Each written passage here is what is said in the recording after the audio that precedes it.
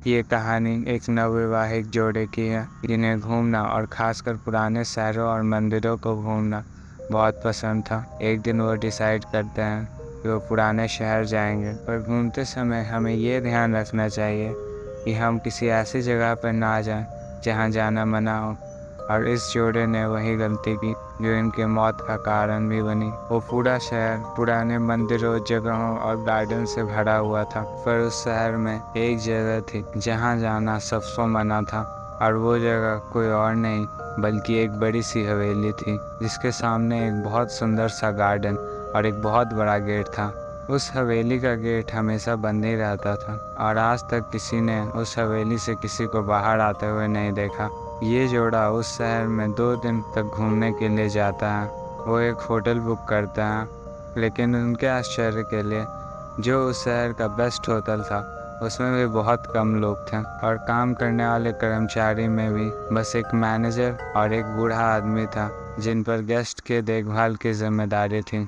जब उन्होंने मैनेजर से पूछा कि यहाँ इतने कम लोग क्यों हैं, तो मैनेजर ने उन्हें बताया कि अभी बारिश का मौसम है, इसीलिए सैलानी बहुत कम है। पहले दिन वो बहुत सारे जगहों पर घूमते हैं और फिर वापस आ जाते हैं, खाना खाते हैं और फिर आराम से सो जाते हैं और डिसाइड करते हैं कि बाकी जगह है वो अगले दिन घूमेंगे। अगली सुबह वो 2-3 जगहों पर घूमते हैं और फिर एक ढाबे में रुककर बढ़िया से चाय पीते हैं।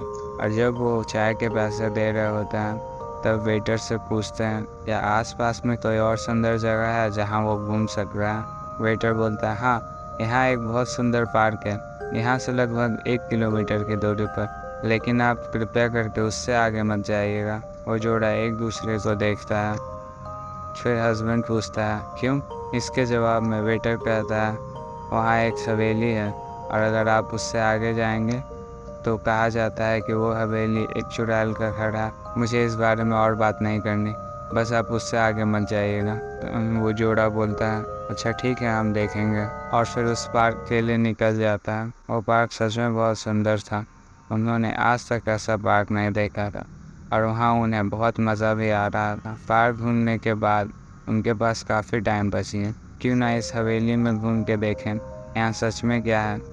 उन्हें भूत प्रेत चुड़ैल जैसी चीज़ों पर बिल्कुल यकीन नहीं था, इसलिए उन्हें डर भी नहीं लग रहा था और उन्हें लग रहा था कि ये सब बस एक अफवाह है। इसलिए वो हवेली पहुंचते हैं और गेट खोलते हैं। हवेली सच में बहुत बड़ी और सुंदर थी। उन्होंने हवेली का गार्डन देखा और फिर हवेली में घुस गए। वहाँ बहुत सारे पिक्चर्स खिंचवाए और होटल वापस आ गए। उस रात जब उनके रूम में खाना लेकर वो बूढ़ा आदमी आया तब वो दोनों उनके बैठने की जिद करने लगे और कहने लगे कि आप हमारे साथ ही खाना खा के जाइएगा। बूढ़ा आदमी भी मान गया और फिर उन्होंने बात करना शुरू की। काका ने पूछा क्या आप लोग शहर से हो। हस्बैंड बोला हाँ काका, हमें अलग अलग जगहों पर घूमना बहुत पसंद है और वैसे ही हमने इस शहर के बारे में काफ़ी सुना था तो यहाँ एक बार आने का सोचा। काका बोले बहुत बढ़िया, तुमने कौन कौन सी जगहें घूमी। बहुत सारी जगहें काका, ये शहर बहुत सुंदर है। हमने लगभग सब कुछ कवर करने की कोशिश की और 2 दिनों में काफ़ी सारी जगहें घूमी, लेकिन जो बेस्ट चीज़ लगी वो था वो पार्क जो उस वेटर ने हमें बताया था। काका कौन सा पार्क, वो जो झील के पास में है। हस्बैंड बोला हाँ काका, वही पार्क। काका बोले अच्छा है, लेकिन तुम लोग उसके आगे तो नहीं गए ना। वाइफ बोली हाँ हम उसके आगे भी गए थे, लेकिन हस्बैंड बीच में ही उसे काटते हुए बोला नहीं नहीं काका, लेकिन क्यों। काका अरे बेटा, वहाँ जाना ठीक नहीं है, खासकर जवान लड़कियों और औरत के लिए। वाइफ पूछती है पर क्यों काका। काका बोले क्योंकि ये कहा जाता है कि पार्क के बगल वाली हवेली में एक चुड़ैल रहती है और मान्यता तो ये भी है कि वह चुड़ैल कई 100 साल पुरानी है, पर अब भी एक जवान खूबसूरत औरत की तरह दिखती है। बहुत साल पहले लड़कियां और जवान औरतें शहर से गायब होना शुरू हो गई थी और बाद में पता चला कि वो चुड़ैलें थी जो उन्हें किडनैप कर रही थी और उन लड़कियों के शरीर के जो भी अंग उसे सुंदर लगते थे वो ले लेती थी।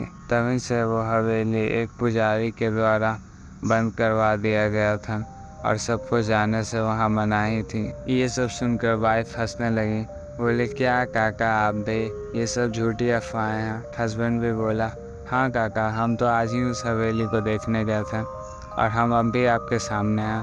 काका क्या तुम लोग वहाँ घूमने गए थे? हस्बैंड बोला हाँ काका, और मेरा यकीन कीजिए वहाँ कुछ भी नहीं है।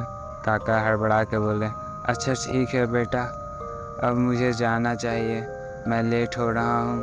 वाइफ बोली अरे क्या हुआ काका, आप क्यों जा रहे हैं? काका बोले नहीं नहीं बेटा कुछ नहीं, बस लेट हो रही है, मैं चलता हूँ, गुड नाइट। काका के जाते ही वो दोनों हंसने लगे। उन्होंने अपना डिनर किया और लाइट ऑफ करके सोने चले गए। पर अचानक आधी रात को हस्बैंड को कुछ सुनाई देता है। 1 2 3 4 5 6 7। हस्बैंड अब भी आधी नींद में था। वो बोला ओ डियर तुम क्या कर रही हो, सो जाओ ना, हमें कल वापस जाना है। और फिर वापस सो गया। कुछ समय बाद उसकी नींद फिर से थोड़ी टूटी। आवाज़ फिर से आई 20,021, 20,022, 20,023, 20,024। हस्बैंड अब भी आधी नींद में था। फिर भी वो बोला कि तुम अभी आधी रात को पैसे क्यों गिन रहे हो, सो जाओ ना। और उसे फिर से नींद आ गई। कुछ देर बाद आवाज़ फिर से आई 90,124, 90,125, 90,126 और काउंटिंग चलते रही और फिर अचानक रुक गई। जैसे ही ये काउंटिंग रुकी वैसे ही दरवाज़ा बहुत ज़ोर से खुला और फिर बहुत ज़ोर से बंद हो गया। हस्बैंड बिल्कुल हैरान होकर उठा और बोला ये तुम क्या कर रही हो, क्या तुम पागल हो गई हो? और अपने बेड पे बैठ गया। बेड पे बैठते ही उसने देखा कि उसकी वाइफ उसके बगल में नहीं है। उसे लगा कि वो वॉशरूम गई है, तो उसने फिर से सोने की कोशिश की, लेकिन उसे कुछ ठीक नहीं लग रहा था। उसने बाथरूम में जाकर देखने का सोचा। जैसे ही वो बाथरूम में गया और उसने बाथरूम का दरवाज़ा खोला, वो देख के हैरान हो गया। उसकी वाइफ की डेथ हो चुकी थी। वो ज़मीन पर पड़ी हुई थी और वो बिल्कुल टकली थी। उसके सर पे एक भी बाल नहीं थे। तभी उसे एहसास हुआ कि वो आवाज़ उसी चुड़ैल की थी जो कि उसके वाइफ की बाल गिन रही थी। उसे उसके बाल अच्छे लगे होंगे, इसलिए उसने डिसाइड किया कि वो उसके बाल ले जाएगी। हस्बैंड भी ये देखकर शॉक में वहीं बेहोश हो गया। दोस्तों इस कहानी से हमें सीखने को मिलता है कि अगर हम कहीं भी जाएं और ख़ासकर किसी नई जगह पर, तो वहाँ के नियमों का पालन ज़रूर करें, वरना हमारे साथ कोई ऐसा हादसा भी हो सकता है। अगर आपको हमारी आज की ये वीडियो पसंद आई हो, प्लीज़ इस वीडियो को एक लाइक कर दें। अगर आप चैनल पर न्यू हो तो चैनल को सब्सक्राइब ज़रूर कर लेना। और हमने काफ़ी सारी ऐसी हॉरर वीडियोस बना रखी हैं, तो आप उन्हें भी देख सकते हैं। अगर आपके पास भी कोई हॉरर स्टोरी है तो आप हमें इस ईमेल पर भेज सकते हैं। धन्यवाद।